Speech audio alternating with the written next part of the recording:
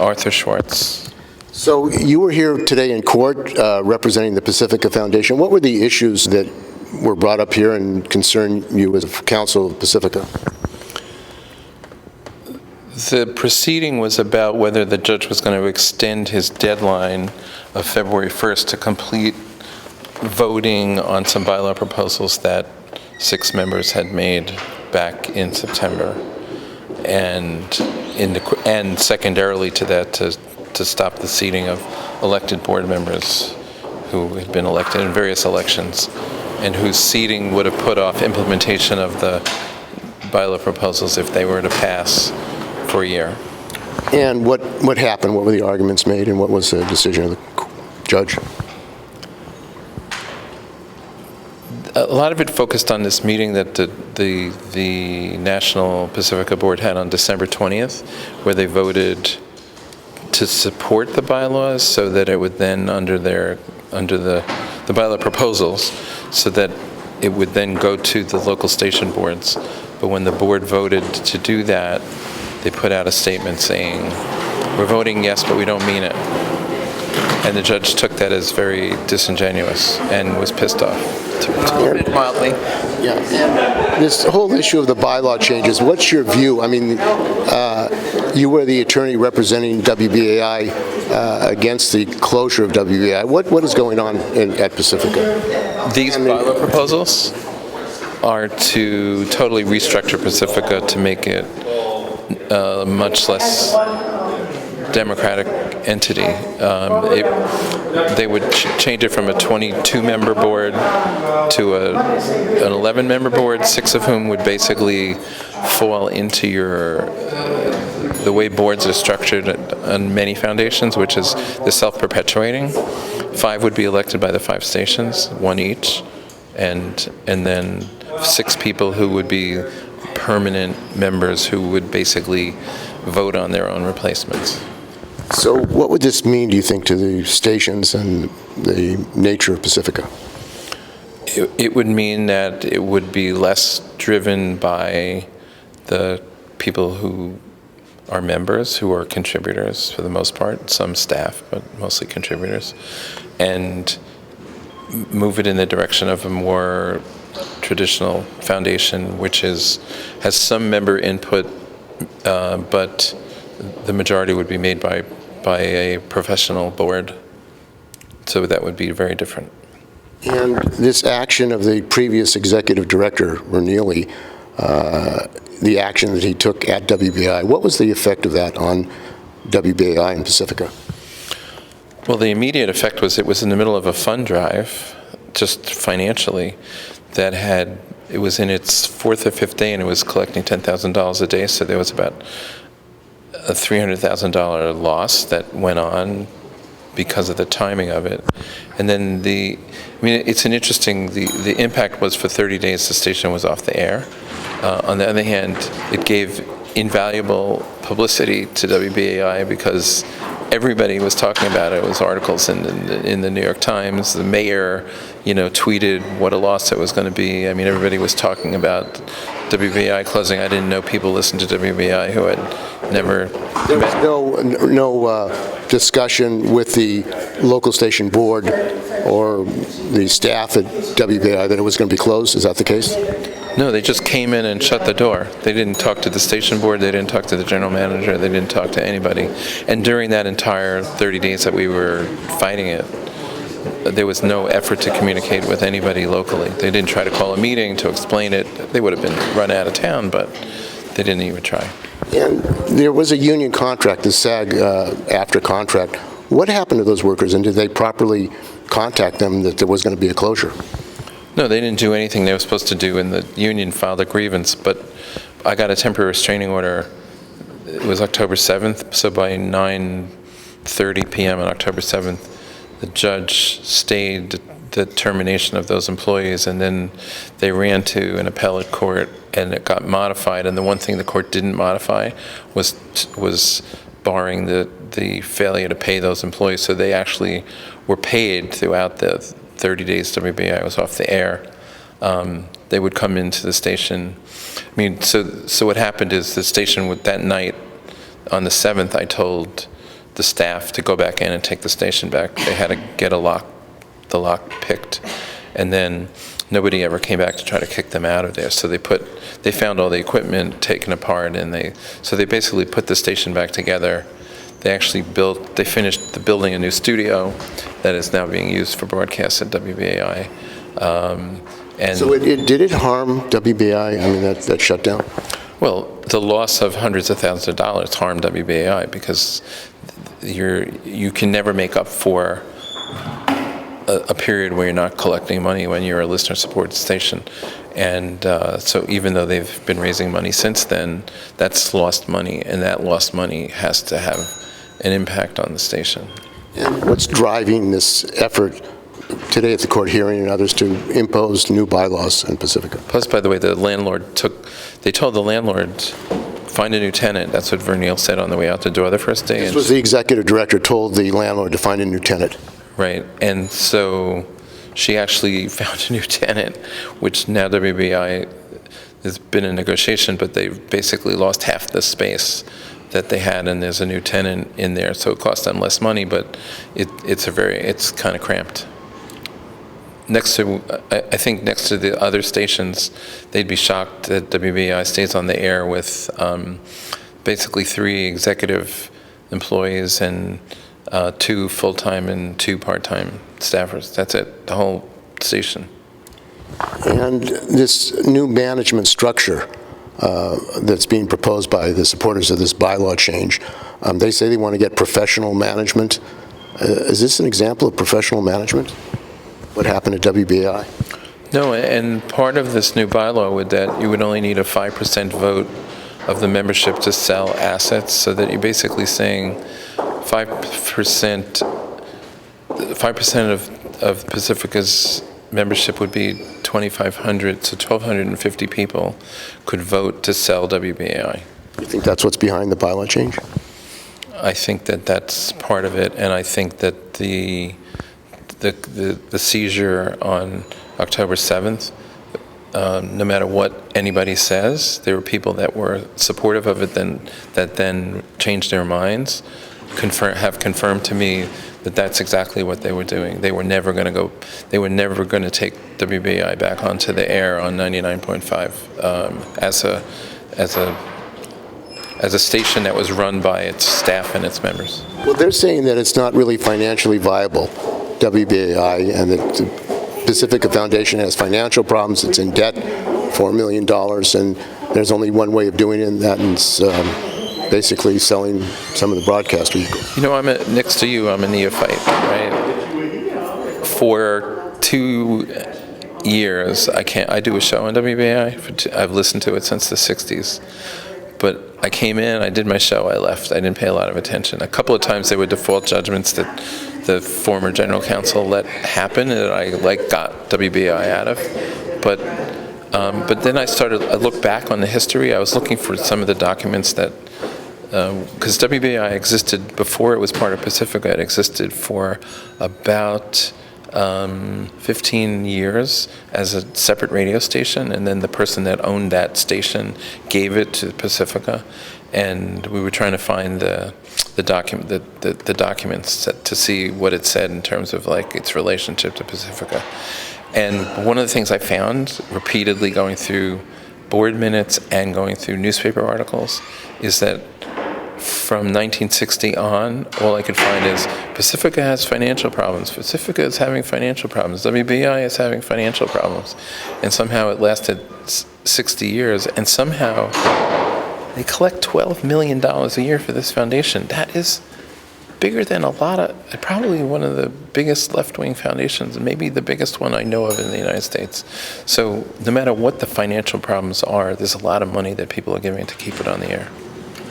What would be the political effect, do you think, if this change in the structure took place at Pacifica? I mean, obviously, if they got rid of WBAI, you wouldn't have your show anymore, and the local shows. That's why I went to court, right? You think it was good for you? It was because I got pissed off. I was going in to do my show that day, and they said, "Oh, sorry, the doors are locked." I think it would change the nature of Pacifica. I mean, I think there is a thing about one of the reasons that people donate money is is it's not like donating to NPR. It's not like donating to WNYC in New York, which is a, listener-sponsored, but also foundation and Archer Daniels Midland-sponsored radio station. I think that part of the attraction that people have and why they give money is because they feel like that the members' views count. And so if it's being run by a bunch of professionals, that notion will change. And are you hopeful after this decision that there'll be a change where in these bylaws, you think the bylaws will be voted down if there's a vote here?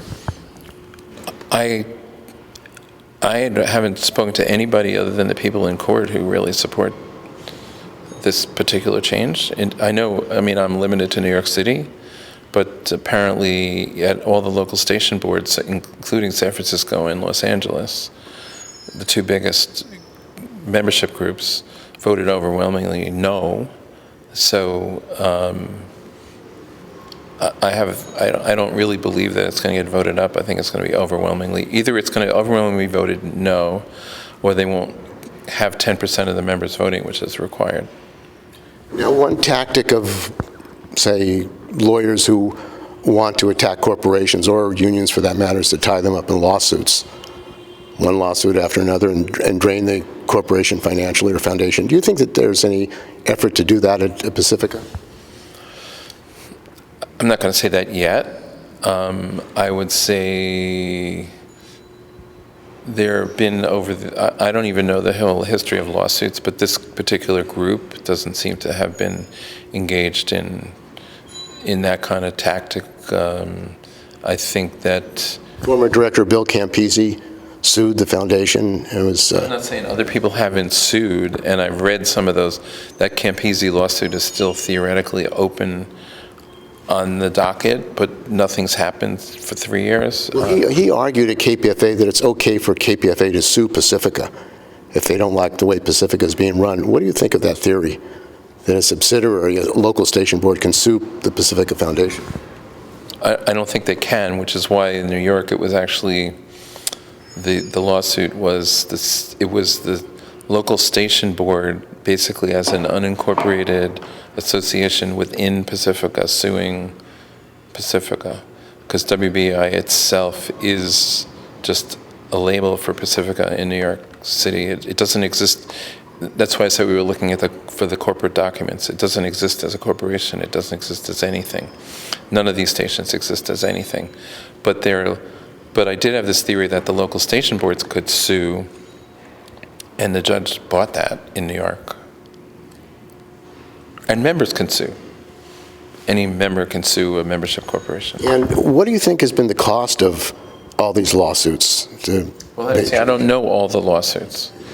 So I don't know the history of all the lawsuits. I know that some of the lawsuits, my impression, I don't want to put any lawyers down, is that there is often an inattention to the lawsuits that have gone on. Or you think they're nuisance lawsuits?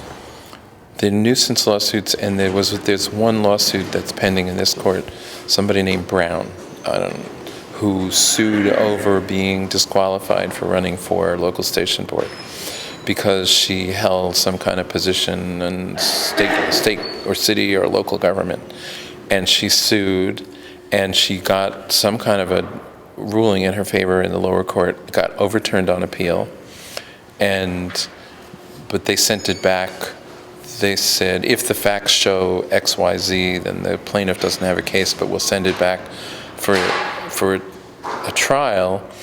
And the last general counsel was doing this case. And recently, when we changed counsel, I got an email from Brown's lawyer saying, we'll settle the case if you pay me $35,000 in attorney's fees. And I said, but you're going to lose. Why? You lost in the appellate court. Why do you want it? And I think there's probably a past precedent where sometimes people paid these nuisance fees to lawyers to just end cases because nobody really was sure what was going on.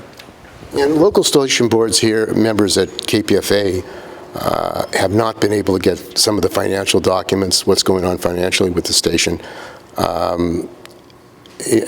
Nielsen ratings, for example, have not been provided, although they've been provided to the local station board in New York. What do you think the transparency should be in the local station boards and Pacific as a whole? Now you're asking me personally. You know, I cut my teeth as a union democracy lawyer. I'm a union lawyer and fought in a lot of unions for transparency and cringe when membership organizations don't allow transparency. I think what I pick up at Pacifica is a significant amount of disorganization and lack of reports. And I don't know that your local station board isn't giving people the information as opposed to that they can't access it. And I'm trying, now that until this thing is out of the way, I mean, one of the things that I want to work on and other people is to reorganize the finances so that it is accessible. There's no reason it can't be. I mean, all the bills are paid through, it's not like someone's sitting with a checkbook and writing checks and keeping a paper ledger. There is an entity that now is doing that, and it ought to be easier to pull up accounts receivable, money coming in. Well, in the past, checks have disappeared. A $700,000 check wasn't deposited by a previous manager, and checks that should have gone maybe to Pacifica have gone to KPFA. Is there a concern about the financial transparency with that? So I don't think. I think, it's interesting. I was in another life. I became general counsel of a group called Acorn back in 2009 after they had gone through a financial scandal where their controller had stolen $1 million.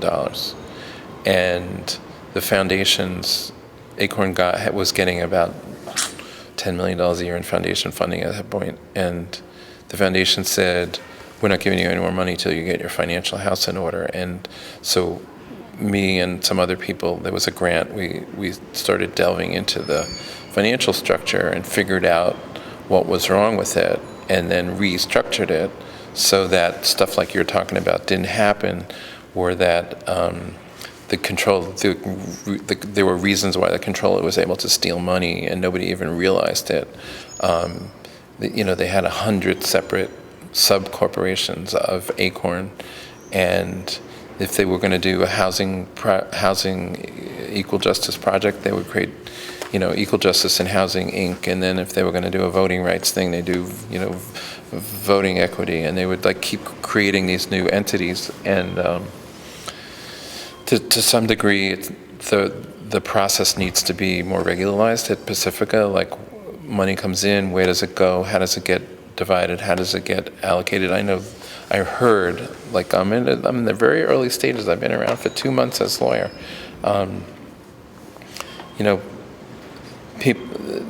People have bequests to stations, right? Somebody left $200,000 to WBAI, and it got used to pay some of WBAI's debt to Pacifica and some of WBAI's ongoing bills. Only last summer. And it just seemed to me, though, that process was not clear. And maybe I am hoping that, I'm trying to see if we can get some funding from a foundation to do the kind of reorganizational work financially that would allow that transparency. Then it would be clearer, where should that money go? How does that check go in? What does it get used to pay? Who decides what it's going to get used to pay? All of that is unclear, and I think the more unclear a lot of this stuff stays, the more you're going to have turnover all the time in general managers at stations. It happens too frequently. At least in New York, there's stability. WBAI's had the same guy for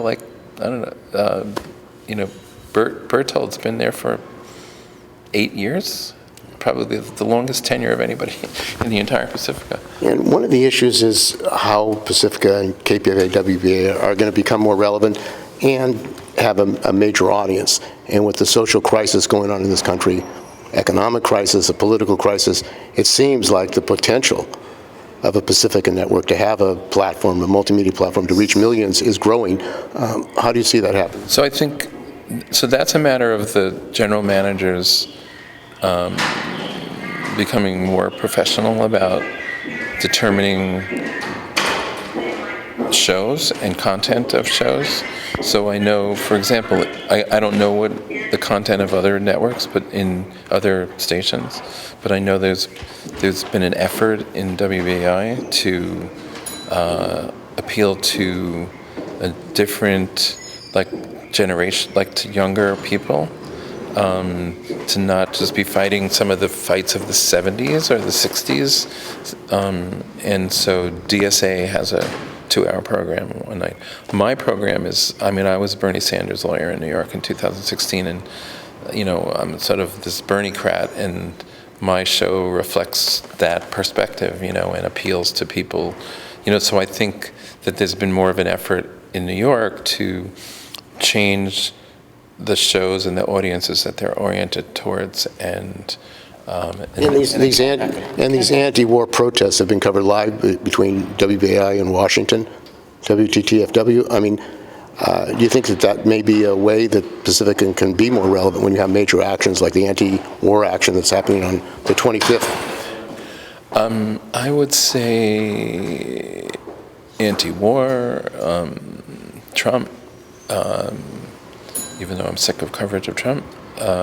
Immigration, labor. Immigration, union fights, electoral fights, housing fights, their educational issues, there's a lot going on, and as long as WBAI stays involved in current issues. So I was attracted to WBAI in the 60s as a teenager because I couldn't get to go to the anti-war demonstrations in Washington. My parents wouldn't let me go. I was too young. But I got to listen to the speeches on the air, right? Or I would hear someone talking about, and now they're marching down Fifth Avenue. And that was live, and that was in the 60s. It was live. And yet, Pacifica, KPFA can't seem to do the same thing today with the new technology? Like I said, I don't know what people do. I know that the possibilities are there. I've done some live coverage for WBAI at, like Bernie Sanders did a rally of 35,000 people, and and I was doing reports in from the rally, or when Jumaane Williams, who's an African American who got elected to be the public advocate in New York, I covered his victory party in Caban. We almost elected a Bernie-crat to be the DA in Queens. I was at her victory party, and we covered it. It's doable, and I was just doing it with a cell phone. That's the technology. And the other thing is channels. Pacifica has no national channel. The Pacifica Across America was supposed to be a Pacifica channel.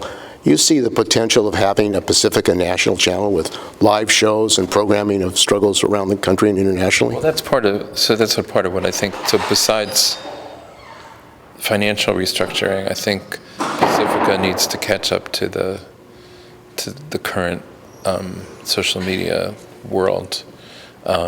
It's pretty far behind. I know that, I have teenage kids, and I have older kids, I have teenage kids, and, to them, listening to something go to .org and finding the show and listening to it is not how they listen to stuff on YouTube, they listen to stuff on Instagram, whatever they're doing, and Pacifica needs to explore that way of reaching a broader audience and a younger audience.